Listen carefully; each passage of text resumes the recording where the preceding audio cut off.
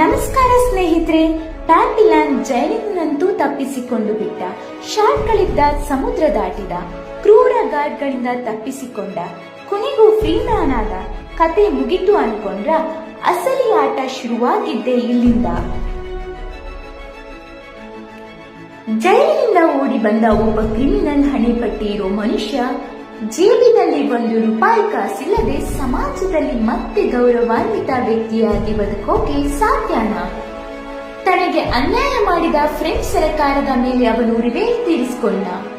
ಇವತ್ತು ನಾವು ಮಾತಾಡ್ತಿರೋದು ಇಡೀ ಜಗತ್ತನ್ನೇ ಬೆರಗುಗೊಳಿಸಿದ ಸಾಹಸ ಯಾತ್ರೆಯ ಅಂತಿಮ ಅಧ್ಯಾಯ, ಪ್ಯಾಪಿಲಾನ್ 3 ಪುಸ್ತಕದ ಬಗ್ಗೆ.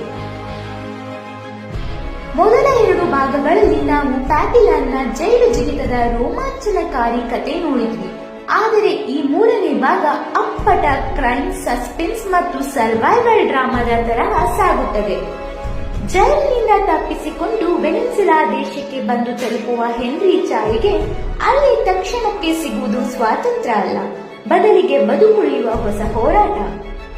ಯಾಕಂದ್ರೆ ಅವನ ಹತ್ರ ಒಂದು ಐಡೆಂಟಿಟಿ ಕಾರ್ಡ್ ಇಲ್ಲ, ಪಾಸ್ಪೋರ್ಟ್ ಇಲ್ಲ, ಭಾಷೆ ಬರಲ್ಲ. ಇಂತಹ ಪರಿಸ್ಥಿತಿಯಲ್ಲಿ ಅವನು ಹಣ ಗಳಿಸಲು ಆಯ್ಕೆ ಮಾಡಿಕೊಳ್ಳುವ ದಾರಿಗಳು ನಮ್ಮ ಮೈ ನಡುಗಿಸುತ್ತವೆ.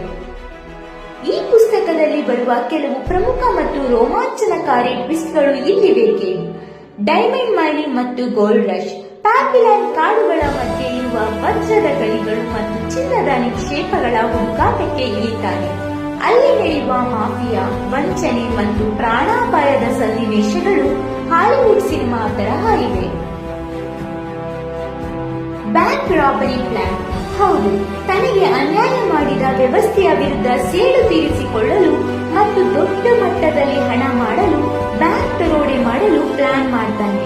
ಆದ್ರೆ ಆ ಪ್ಲಾನ್ ಏನಾಗತ್ತೆ, ಅವನು ಸಕ್ಸಸ್ ಆಗ್ತಾನ ಅನ್ನೋದು ದೊಡ್ಡ ಸಸ್ಪೆನ್ಸ್.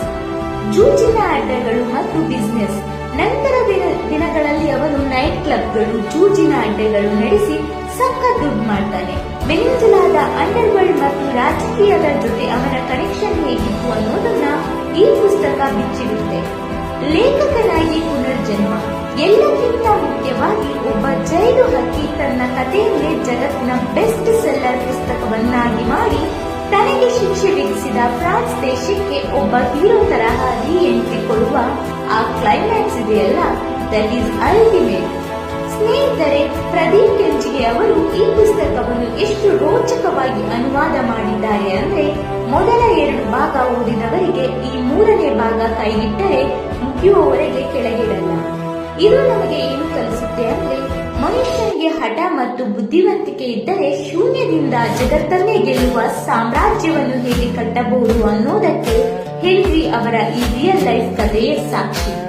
ಜೈಲಿನ ಗೋಡೆಗಳಿಗಿಂತ ದೊಡ್ಡದಾದ ಸಮಾಜದ ಗೋಡೆಗಳನ್ನು ಎದುರಿಸಿ ನಿಲ್ಲುತ್ತಾನೆ ಪ್ಯಾಪಿ. ಹಾಗಾದ್ರೆ ನೀವು ಪ್ಯಾಪಿಲಾನ್ ಸರಣಿಯ ಕೊನೆಯ ಭಾಗವನ್ನು ಓದಿಲ್ಲ ಅಂದ್ರೆ ಮಿಸ್ ಮಾಡದೆ ಓದಿ. ಪ್ರಕಾಶನ ಸಂಸ್ಥೆಯಿಂದ ಲಭ್ಯವಿರುವ ಈ ಪುಸ್ತಕ ನಿಮ್ಮ ಬುಕ್ ಶೆಲ್ಫ್ ನಲ್ಲಿ ಇರಲೇಬೇಕು. ನಿಮಗೆ ಪ್ಯಾಪಿಲಾನ್ ಸರಣಿಯಲ್ಲಿ ಅತ್ಯಂತ ಇಷ್ಟವಾದ ಭಾಗ ಯಾವುದು? ಪಾರ್ಟ್ 1, ಪಾರ್ಟ್ 2 ಅಥವಾ ಪಾರ್ಟ್ 3? ಕೆಳಗೆ ಕಮೆಂಟ್ ಮಾಡಿ ತಿಳಿಸಿ. ಈ ವಿಡಿಯೋ ಇಷ್ಟ ಆಗಿದ್ರೆ ಲೈಕ್ ಬಟನ್ ನ ಪ್ರೆಸ್ ಮಾಡಿ. ಇಂತಹದ್ದೇ ಅದ್ಭುತ ಪುಸ್ತಕಗಳ ಪರಿಚಯಕ್ಕಾಗಿ ನಮ್ಮ ಚಾನೆಲ್ ನ ಈಗಲೇ ಸಬ್ಸ್ಕ್ರೈಬ್ ಆಗಿ. ಮುಂದಿನ ವಿಡಿಯೋದಲ್ಲಿ ಸಿಗೋಣ. ಟೇಕ್ ಕೇರ್, ಬೈ ಬಾಯ್.